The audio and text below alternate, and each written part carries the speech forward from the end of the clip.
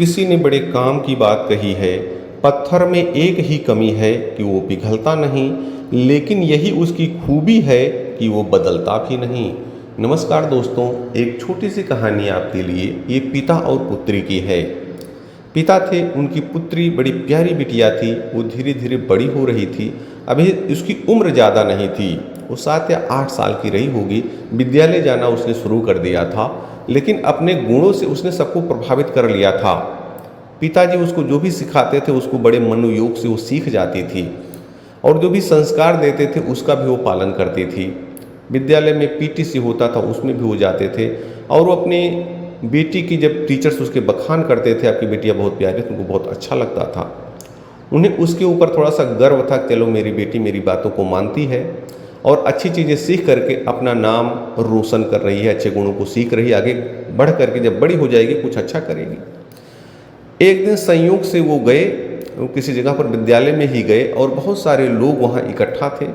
वो सेब लेकर के गए थे, 2 सेब लेकर के गए, और उन्होंने अपनी बेटी को दे दिया।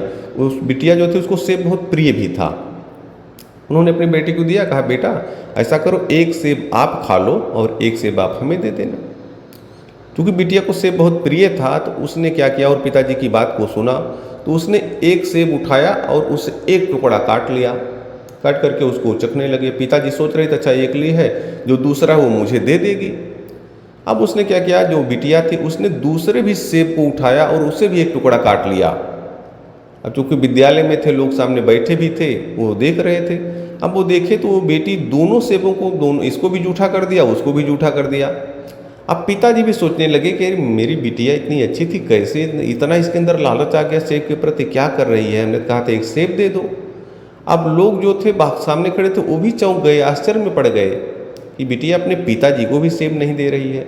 लेकिन बेटी ने दोनों को खाया और थोड़ी देर आंखें बंद करके वो कुछ सोचती रही, और थोड़ी ही देर बाद जो उसने किया, उसने सबके नज़रिए को बदल दिया।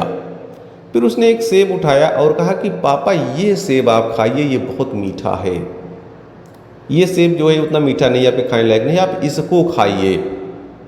और मैंने इसलिए दोनों को चेक किया कौन सा मीठा, कौन सा आपके योग्य होगा।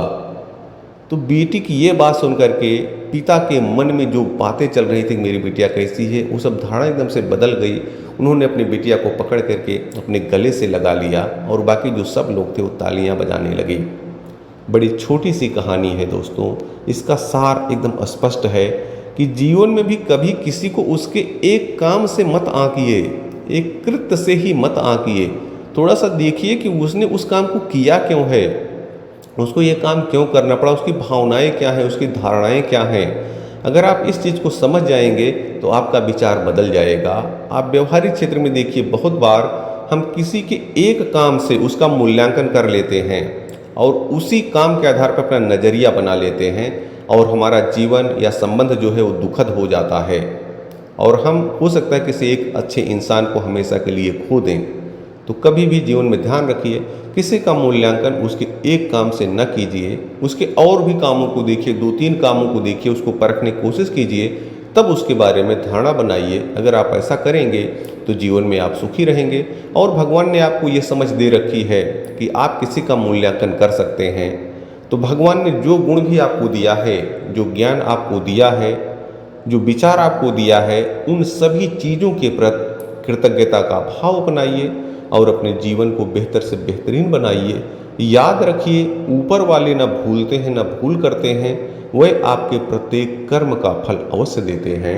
बहुत बहुत धन्यवाद।